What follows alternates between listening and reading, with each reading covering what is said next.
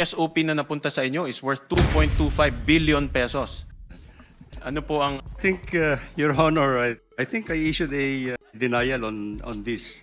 At binibigyan kayo ng kickback. Pag sinuma ho natin lahat yan, aabot yan to 2.2 billion pesos. Completely deny, Your Hindi Honor. totoo yan. I don't have any allocable amount. Bola lang yan. Hindi man allocable, baka non-allocable.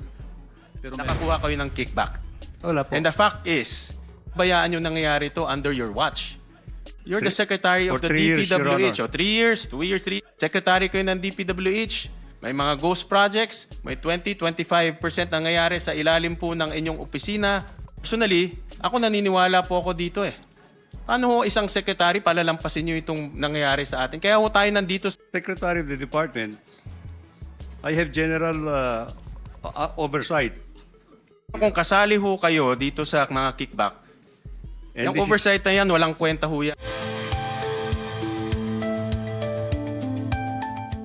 I still have 3 minutes. This is my last question, Mr. Chair, and gusto ko ma-take advantage po yung presence ni former Secretary Bonoan na nandito.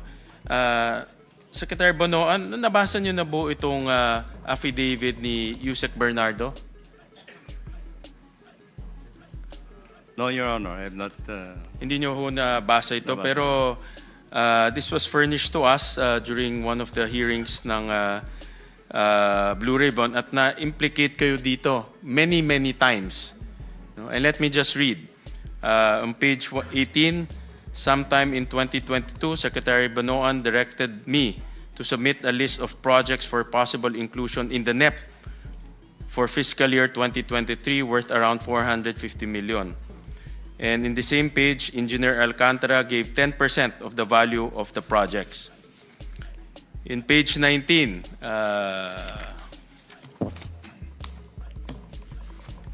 similarly, on 2023, Secretary Bonoan directed me to submit a list of projects for possible inclusion in the NEP for fiscal year 2024 worth around 150 million. Engineer Alcantara gave 15% of the value of the projects.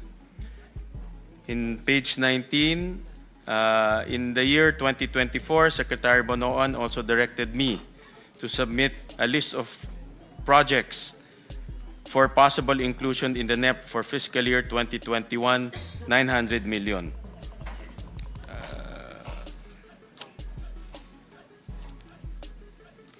Tapos, in page 20,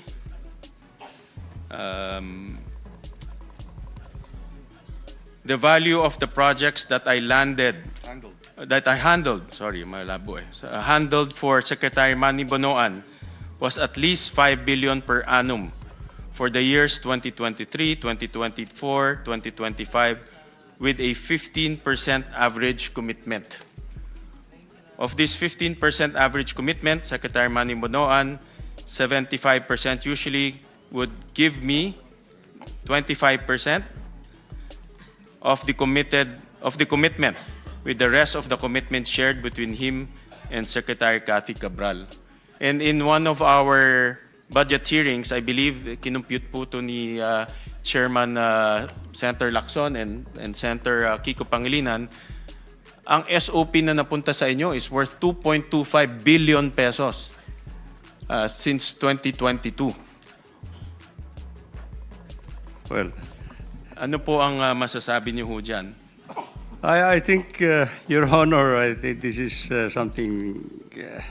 Well, I think I issued a denial on this at one point in time when I learned about. I have not read the entire affidavit, but I issued a denial to it. I don't even recall actually talking about any projects at all. There will be proposals from them. I just. No, but this is very clear na meron kayong allocated amount No. at nagsasubmit sila ng project sa inyo at binibigyan kayo ng kickback. Wala ho ako. 10%, 15%, and pag sinuma ho natin lahat yan, aabot yan to 2.2 billion pesos. This, I completely deny, Your Honor. I don't have any allocable amount. mamaya pagsasalita namin si Congressman Leandro Libiste. Opo. And I think he will negate what you just stated na wala kayong allocable. Kung hindi man allocable, baka non-allocable. Pero meron. Anyway, sige. Well, Mr. Chairman, whether allocable, non-allocable, nakakuha kayo ng kickback. Wala po. And the fact is, nandito tayo ngayon dito sa hearing because for the last 4 years, pinabayaan yung nangyayari to under your watch. You're the secretary of for the 3 years, Your DPWH. Honor. O 3 years, 2 years, 3 years. Secretary kayo ng DPWH. May mga ghost projects. May 20-25% nangyayari sa ilalim po ng inyong opisina. Kaya ako ho, personally, ako naniniwala po ako dito eh. Paano ho isang secretary palalampasin nyo itong nangyayari sa atin? Kaya ho tayo nandito sa ganitong sitwasyon ngayon eh. Your Honor, as Secretary of the Department, I have general oversight. I have general oversight of all the implementation. Pero kung kasali ho kayo dito sa mga kickback, yung oversight na yan, walang kwenta ho yan. And this is what I deny, Your Honor. Ano nyo, hindi ko ho makita. Sa Bulacan, sa Davao Oriental, may ghost project.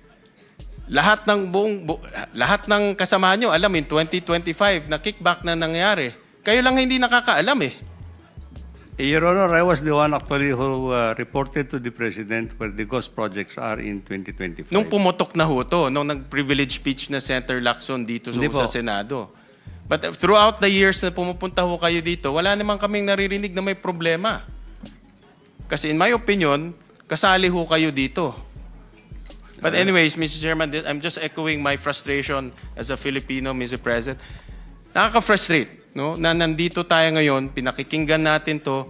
Dapat ang pinakikinggan ho natin kung paano po umunlad yung bansa ho natin.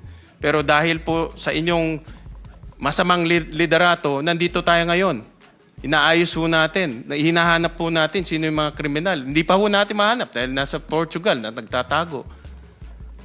Bakit niyo ho pinabayaan? Yun ang aking sentimento. But wag na ho kayong sumagot. I don't expect you to admit that, but I'm just airing out my frustration, Mr. Chairman. Thank you. Maraming salamat po.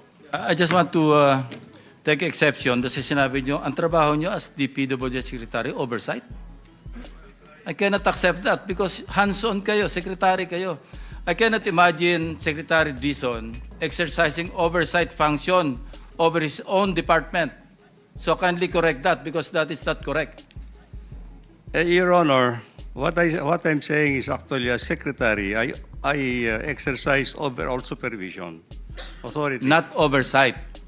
and oversight. Because I also Sabi rely nyo on kanina, my people. ini-impress nyo, oversight lang kayo. But, I Mr. also Chairman, rely- as Secretary, you exercise control. I Control. You have control over the department. Yes, Your all the Honor. way to the last janitor.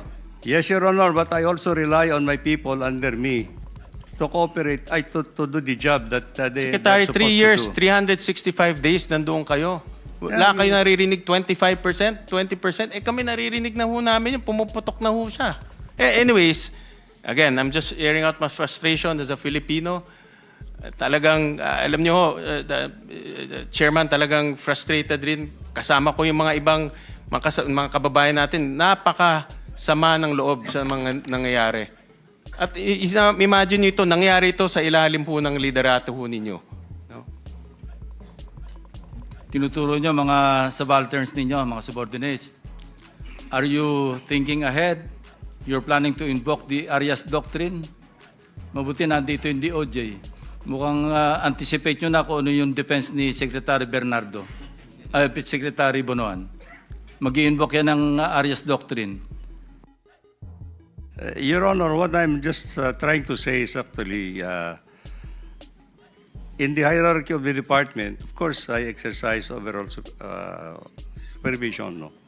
But I have also undersecretaries under me, assistant secretaries, regional directors, and Ang point ko, district Mr. engineers. Secretary, parang you're thinking ahead. Kung sakaling nasa korte na, yun ang i-invoke ninyo.